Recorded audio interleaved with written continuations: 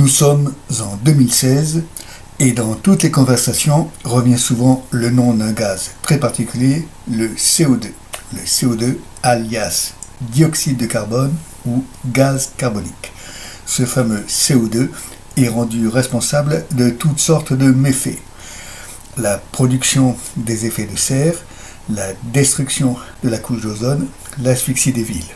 En deux mots, le réchauffement climatique, la fonte des glaces et toutes les conséquences néfastes qui en découlent.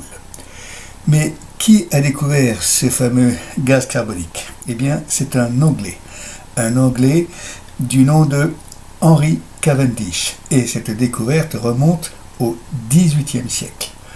Qui était cet Anglais?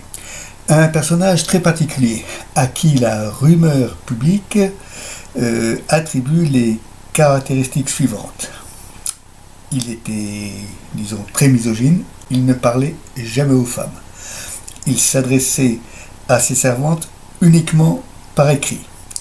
On dit que pendant 30 ans, il n'aurait jamais changé de vêtements et aurait toujours porté le même chapeau, un chapeau en bois. J'ignore si ces faits sont réels ou exagérés. Je ne suis pas qualifié pour en juger, mais on sait que la rumeur publique est rarement parole d'évangile. Peu importe. Ce Henry Cavendish est né en fait à Nice en 1710. À cette époque-là, à Nice, il n'y avait que 3 sujets britanniques. Son père, le Lord Cavendish, duc de Devonshire, et sa mère, la Lady Cavendish, fille du duc de Kent.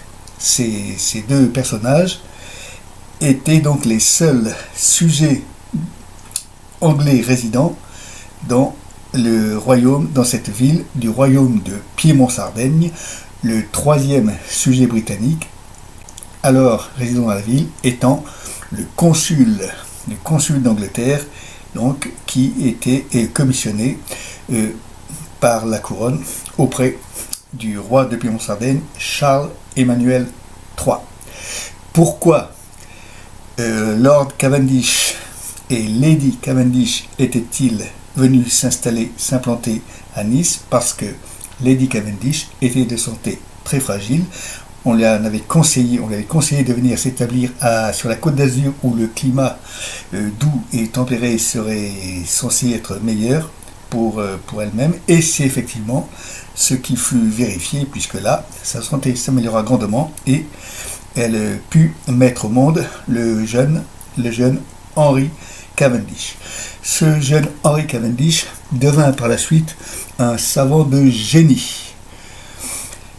Il retourna en Angleterre pour exercer donc sa volonté de travailler dans le domaine scientifique, et avec l'argent de son père, il construisit un laboratoire de chimie, ce qui lui permit de se livrer à des études sur la composition de l'air, et c'est ainsi qu'il mit en évidence l'existence du gaz carbonique. Il fut le premier à établir que l'eau était constituée d'une combinaison d'oxygène et d'hydrogène. Il fut le premier à réussir à mesurer avec une certaine précision le poids de la Terre. Il fit également des travaux assez remarqués en électricité et en magnétisme. Bref, si le prix Nobel avait existé à l'époque, et c'est probablement lui qui en aurait été le lauréat.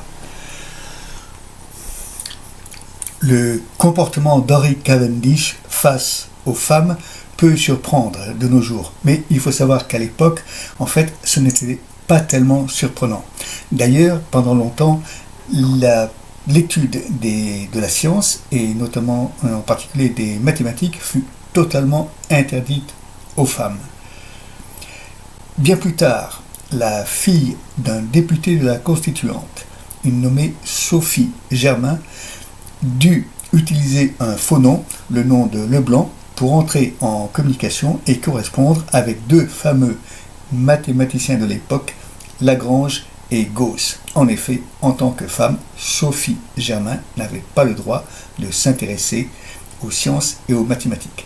Cela ne l'empêcha pas, grâce donc à cette communication fructueuse, de rédiger un mémoire, une thèse extrêmement appréciée sur les nombres premiers.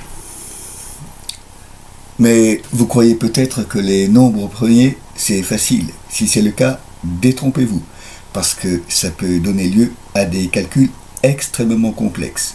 D'ailleurs, la théorie des grands nombres premiers est utilisée dans les plus puissants logiciels de chiffrement informatique, notamment ceux qui utilisent l'algorithme RSA, pour ceux qui connaissent.